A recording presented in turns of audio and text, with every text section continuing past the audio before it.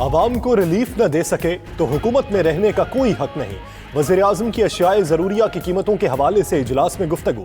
ذرائع کے مطابق عمران خان نے کہا کہ وہ عوام کو ریلیف دینے کا نعرہ لگا کر حکومت میں آئے۔ متعلقہ حکام کچھ بھی کریں، عوام کو ریلیف دیں۔ عوامی ریلیف کے لیے وہ ہر حد تک جائیں گے۔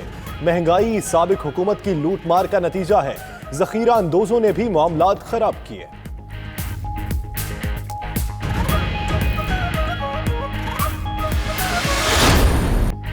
اتحادی جتنا جلد حکومتی کشتی سے چھلانگ لگا دیں محفوظ رہیں گے۔ رانا ثناء اللہ کہتے ہیں کہ ان کا مطالبہ مڈ ٹرم الیکشن کا ہے۔ اے پی سی بلا کر مارچ کا لاہ عمل طے کریں گے۔ فضل الرحمان ناراض ہیں، انہیں منائیں گے۔ ادھر مت کیس میں رانا ثناء کی سی سی ٹی وی فوٹیج کو کیس کا حصہ بنانے کی درخواست خارج۔ ترجمان کے مطابق اے این ایف نے فوٹیج کی موجودگی کا دعویٰ نہیں کیا تھا۔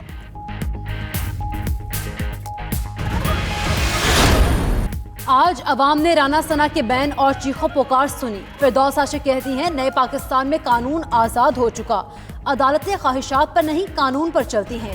ایک مفرور لندن میں بیٹھ کر پاکستان کے آئین کا مذاق اڑاتا تھا، اس کے گھر کو پناہ گاہ بنا کر وزیر اعظم نے وعدہ پورا کر دیا۔ دیگر لٹیروں کے گھروں کو بھی ان کے اصل مالکان تک پہنچائیں گے۔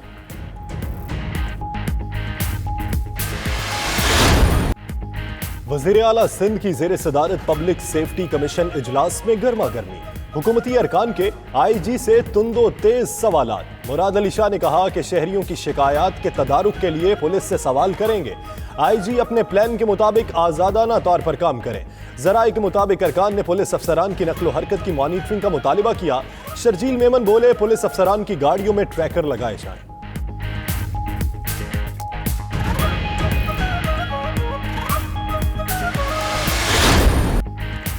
وزیر اطلاعات سندھ ناصر حسین شاہ کا آئی جی کو چھٹیوں پر جانے کا مشورہ۔ کہا سندھ اور وفاق جہاں کھڑے ہیں وہ سب کو علم ہے، ایسی بات نہیں کرنا چاہتے جس سے پولیس کا مورال ڈاؤن ہو۔ مزید بولے کراچی بڑا شہر ہے، تجاوزات کے مکمل خاتمے میں وقت لگے گا۔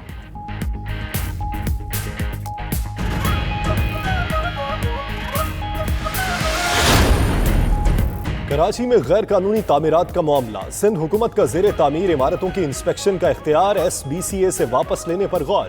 ادھر زمینوں کی دستاویزات میں ہیرا پھیری پر صنعت کار وزیر اعلیٰ کے سامنے پھٹ پڑے۔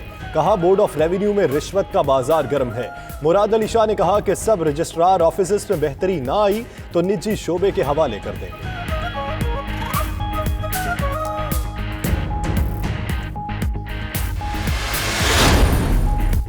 نواز شریف کے بیٹوں کی مشکلات میں اضافہ۔ نیب کا چودھری شوگر ملز کیس میں حسین اور حسن نواز کو اشتہاری قرار دلانے کا فیصلہ۔ ذرائع کے مطابق احتساب عدالت میں درخواست دائر کی جائے گی۔ ادھر مریم نواز کا نام ای سی ایل سے نکالنے اور پاسپورٹ واپسی کی درخواستیں۔ Chief justice Lahore high court نے 2 رکنی نیا بینچ تشکیل دے دیا۔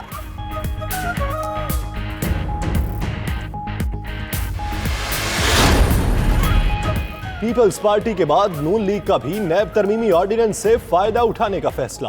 لیگی رہنما قمر الاسلام سمیت 20 ملزمان نے بریت کی درخواست دے دی۔ ذرائع کے مطابق شہباز شریف، حمزہ شہباز، فواد حسن فواد اور حد چیمہ نے بھی قانونی ماہرین سے مشاورت کی۔ نواز شریف، مریم نواز اور خواجہ برادران کا بھی آرڈیننس سے فائدہ اٹھانے کا امکان۔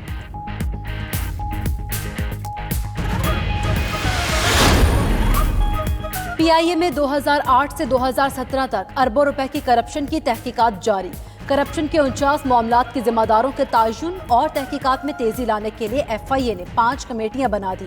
نون لیگ اور پیپلز پارٹی کے 9 سالہ دور میں فضائی کمپنی کو اربوں روپے کا نقصان پہنچا۔ چینی وزارت خارجہ کے ڈیپٹی ڈی جی کہتے ہیں کہ پاکستان حقیقی معنوں میں چین کا آہنی بھائی ہے، مشکل وقت میں ساتھ دینے پر شکر گزار ہے۔ بیجنگ میں پاکستانی سفیر نعمانہ ہاشمی کے ساتھ پریس کانفرنس۔ پاکستانیوں کو فراہم سہولیات سے آگاہ کیا گیا۔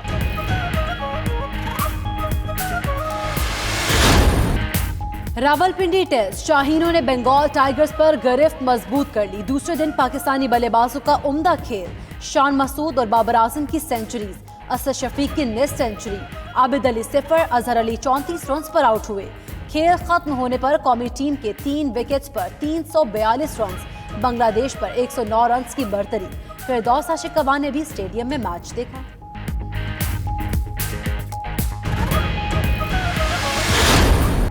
अब होगा kabaddi kabaddi, get ready everybody. Kabaddi का आलमी मेला कल से पाकिस्तान में सजेगा। वर्ल्ड कप के लिए भारत, कनाडा, ऑस्ट्रेलिया और सेर 11 की टीमें भी लाहौर पहुंच गई। भारतीय कबड्डी टीम वाहगा के रास्ते आई। उधर ट्रॉफी की रोनामाई की तकरीब हुई, टिकट्स की फरोख्त जारी। वजीर खेल पंजाब राय तैमूर कहते हैं कि वजीर आजम को फाइनल देखने की दावत दी है।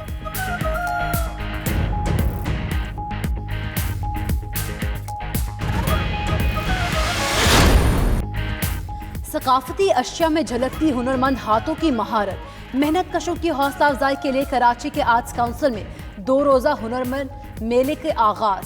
सिंध धरती के रवायती मलबूसात, बर्तन और दीगर अशिया के स्टॉल्स लोगों की तवज्जो का मरकज बन गए।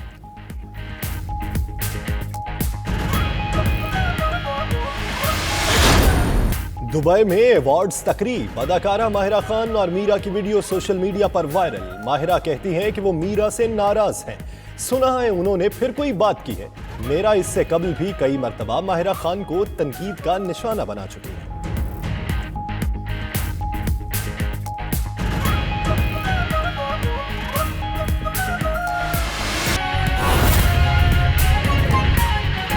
दिलाने आई हूँ कि ये नया पाकिस्तान है और इसमें आपका सरमाया महफूज है।